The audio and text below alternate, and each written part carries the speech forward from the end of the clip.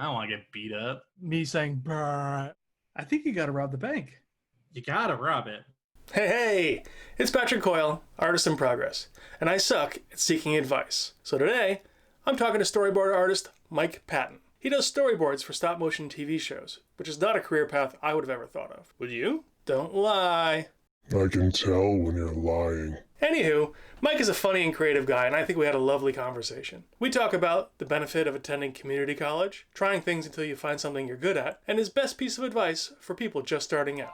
So let's get to it.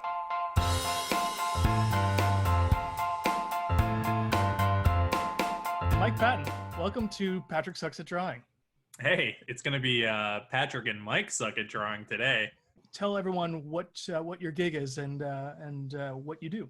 Yeah, definitely. I am a storyboard artist and revisionist in TV and streaming animation. Pretty much what happens is I'll be given a script and then I translate that script into storyboards, which are we plan shots and beats and basically like cinematography and getting everything set up for the animators to do their thing. And how long have you been doing that? I've been doing that professionally for about 2 years now. Non-professionally for about since 2016, 2015. Just Okay. been doing, by non-professional, I mean not working for studios or anything, doing much smaller projects. All right. And so you're going to draw for us today, right? Yeah, I guess so. So you said you're currently a storyboard artist and you've been doing it for a few years now professionally. Yeah. Tell me about kind of how you knew that this is what you were going to do and kind of how you practiced to get into that, or how you trained to get into that, or what's your history? Yeah, definitely. I had no idea that this is something that I could do professionally. So when I was a kid, I thought I could never do anything. I like to draw all the time. I was one of the kids in school that was like, oh, hey, that kid's a good drawer. Because, that's what high school kids always say, you're a good drawer. Right. But yeah, I never knew that was something that I could do professionally. So I actually went to school for education. Oh, really? Because I thought, well, all I know is teachers. So I guess I'll just be a teacher. So I went to school for education and nearly failed out of community college, which is really hard to do, but not impossible. So if you just do nothing in school, you'll pretty much fail out. So I came pretty close to failing out, switched my major to graphic design. Okay. And then ended up getting a degree in that. Realize I do not like graphic design at all, and I still don't. I absolutely hate it. Yeah. Recruiter for the School of Visual Art came, and I was talking to them, and I was showing them my stuff, and they were like, yeah, I'm sure you could get in. I applied to get in and got rejected. Oh, no. And yeah, so after they told me I'd get in, I actually got rejected.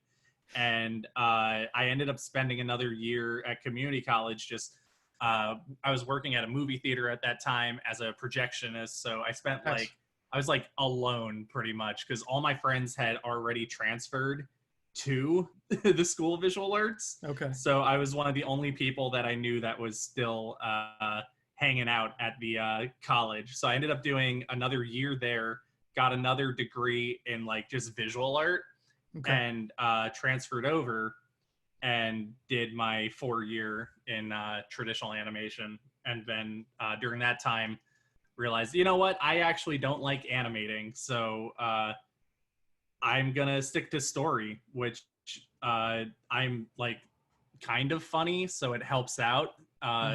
So that's pretty much how I got into that. Okay. And for those of you who don't know, SVA, or School for Visual Arts, is a school in New York City. That's it's turned out, well, they've had a lot of great professors there for animation, comics, for, I don't know, the last 20, 30 years. For sure.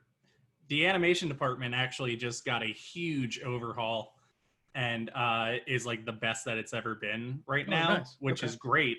So those kids are getting a lot more opportunities that we didn't get, which is great for them because, they're doing great. They deserve it. Right. Sure. The goal is to get as many people working as possible. So like, you know, the idea of like trying to keep people out of the industry is insane. Yeah. Now, did you actually try any graphic design jobs when you got out of school, or? No way. I was so uncomfortable in what I was doing. Okay. That it was one of those things like I did the time and got the degree. Yep. But like already knew that I wasn't going to use it. It taught me how to use like some programs and get better acquainted with like what I actually wanted to be doing. Well, and the good thing about having a sort of related degree is you learned color theory, you learned layout, you learned basic some basic tried and true art skills that kind of go across all the visual arts, I think. Yeah, definitely. Completely agree. So when did you first really start doing animation? Did you kind of just take that upon yourself to do? Yeah, I took it upon myself in community college. I was in a like 3D design class, okay. It was called. Okay. And basically the final for the class was we could do just like anything as long as it was related to like art. It was a weird class. I ended up doing animation for mine. So I animated a short like sequence in the projection booth while I was working on like the light table that we had to build like movies up. So I ended up doing all that while I was just at work and got a pretty good grade on it. So that was when I was like, you know what? I'm going to try and do something with animation. Cool. Well, so you're kind of a self-made man in terms of how you ended up in your profession. To an extent, definitely. But I would be nowhere today if it weren't for like people I know, which is something that is always said, like, it's all about networking and who you know. That is the most true thing, at least like from my experience in animation. And how did that manifest itself for you? Like, what makes you say that? I took a mentorship program with Chris Wimberly, who's a really great storyboard artist, and taught me so much of what I know. Like, I didn't learn too much about like modern day boarding in school, which is why I said that it's good that they're getting that chance to learn all that stuff now. So I ended up taking his mentorship and learned a whole lot. But I got my first job in animation just from people that I knew from that, who like kept my name on stuff. So a friend from that ended up recommending me to one of their friends, and then I got a test for a show, didn't get the job, moved out to LA, and then 2 months later that show called me back, and I started revising on it. So yeah, so a lot of it is definitely just like, I don't know, be cool to people. Don't be sorry, I don't know if I can cuss. That's fine. That's fine. Okay, cool. Yeah, don't be and like try to help each other out, and hopefully the same will come back, Okay. Yeah, I think the title of this episode is going to be "Don't Be." Yeah, that works. That's Since that first gig, right? You've worked pretty regularly. I mean, off and on, obviously, because you're a freelancer or a contractor, right? Yeah.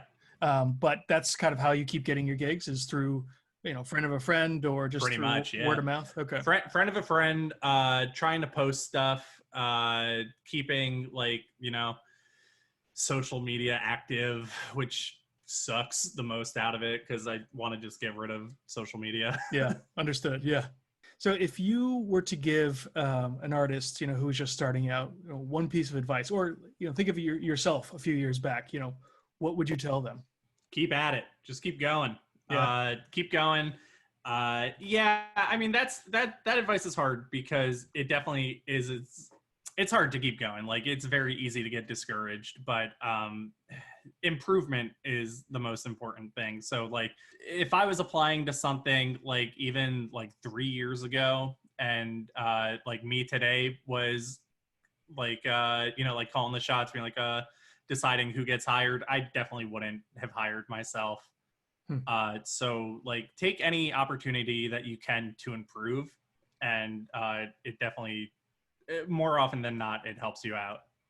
Yeah, I mean, that's one of the reasons why I started this YouTube channel was because I also find it difficult to stay motivated and to keep going, Definitely. Seems like the hardest part. I mean, of course, we're all learning as we go and getting to be better artists and better creators over time. But making that time and trying to will yourself to do it is, for me, the biggest hurdle. Oh, it's so hard. Completely. And what do you do to kind of motivate yourself? Oh God, I wish I knew. I really don't have like many motivators. You know what? My biggest motivator is I'm still really early in my career, and it's fear. Yeah, sure. All of it is just like, okay, if I don't get a new job when this contract's up, I'm never going to be working again. Yep. Your brain tricks you into thinking that. So that's definitely something that helps me out, at least. Just that, like, I can't wait until fear is not the motivator, though. That's going to be like the greatest. Fear is a really good motivator, though. For sure. I'm also learning it's really hard to talk and draw.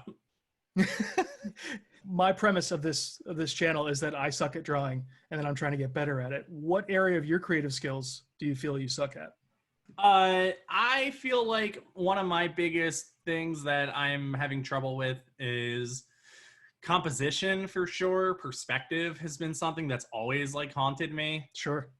So just trying to get like trying to really like nail those fundamentals, which I do spend a lot of time like trying to work on them.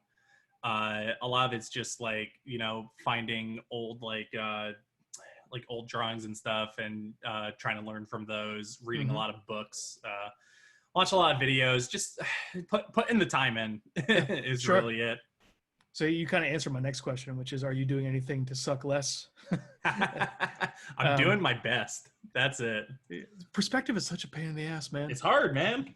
I remember in school, I had a technical drawing class, and half of it was just working on perspective in ink on Bristol board. And it was and so it was half technical capabilities and half perspective skills, and I sucked at both. Like, all my lines were super like wiggly because we were using like rapidographs, like old school.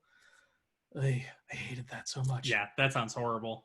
But I gotta go back to that. I gotta get better at perspective. Like, I can't draw a street or a building or a room without perspective. And I lean pretty heavily on reference a lot, but you can get a little too referencey, right? Sometimes. Yeah, definitely. Also depending on your style, right? So like for the style that you're drawing in, you got to be really loose with the reference if you were to use real world photograph or reference.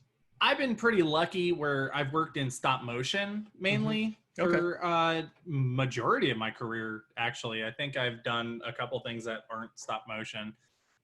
First off, I never thought I'd be working in stop motion. So that's definitely something too, is just keep your options open, because you don't know like what job is going to want you.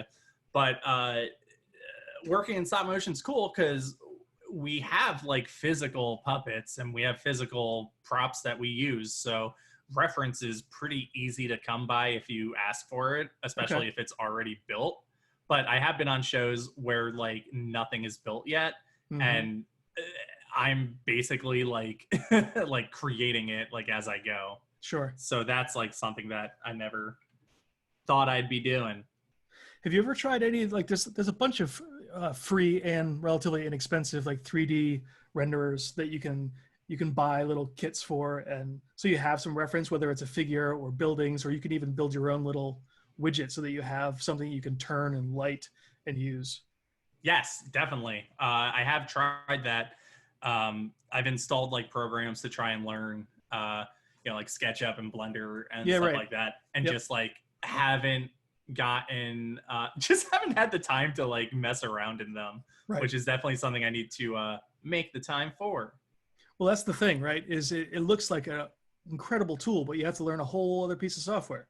Oh, completely. Yeah. Which I've never used 3D before, so that's going to be fun. Oh, really? No, not 3D software. Oh, interesting. Yeah. I mean, I came from a traditional illustration background, was my major. Right. But then I got into web design. So I've been doing web design, branding design, not quite graphic design, but, and that's how I made my living for the last 20 years.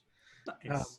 So now trying to get back into drawing, I kind of am super rusty on perspective and, shadow and light and, all the basics of drawing. So I got to kind of. Oh, for sure. Yeah. Dust all that off. I'm just always rusty in it. I don't know. I feel like every day I go to work from home, and I just sit at my computer. I'm like, how the hell did I get hired? How do people keep hiring me? And I can't wait for that feeling to just go away. But I also hear it doesn't. So yes, it's I've talked to people, of all different phases of their career, and that doesn't seem to go away. The what do they call it? That imposter syndrome. Imposter. Yes, totally. Exactly. Yep. I mean, I have that all the time, even in my, my paid career, even though I've, hit a certain level of success with it, and it never goes away. Oh, no way. Hey, if you don't mind, can we talk tools for a second? Sure. So Let's go. Are you on Windows or a Mac? I'm on a Windows. Okay. All right. And I can't read. What are you using? Storyboard Pro? Yeah, I'm using Storyboard Pro. I think I'm in 7 right now. Okay. I'm partial to 6 personally, okay. But I had to upgrade recently because my license ran out. Ah, yes. So I just upgraded to 7. Are you pretty much 100% digital at this point? I am not at all 100%. Like I like to draw on Post-its a lot. I'll draw really quick and dirty on Post-it notes. And usually when I'm thumbing something out, like I'll get my script and I'll print it out, and then I'll take small Post-its and just try to thumb sequences out on that. So that helps a lot. But I'm definitely not all digital, but most of my sketchbook is digital these days. Like what I'm working in right now is just full of my like sketchbook stuff. Okay. Because I haven't kept a physical sketchbook in a while. I would love to go back to keeping one though. Yeah. I just always feel like there's this thing that's like, you gotta post every single thing you draw. It's like, I don't want to do that. I just want to draw some dumb stuff right now. Right.